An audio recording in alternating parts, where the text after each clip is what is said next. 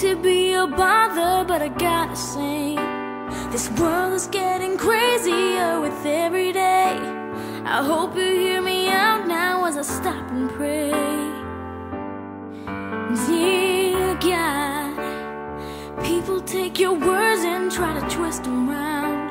I know you can't be happy with what's going down. I'm searching for some answers, but they can't be found. Can you help me out, dear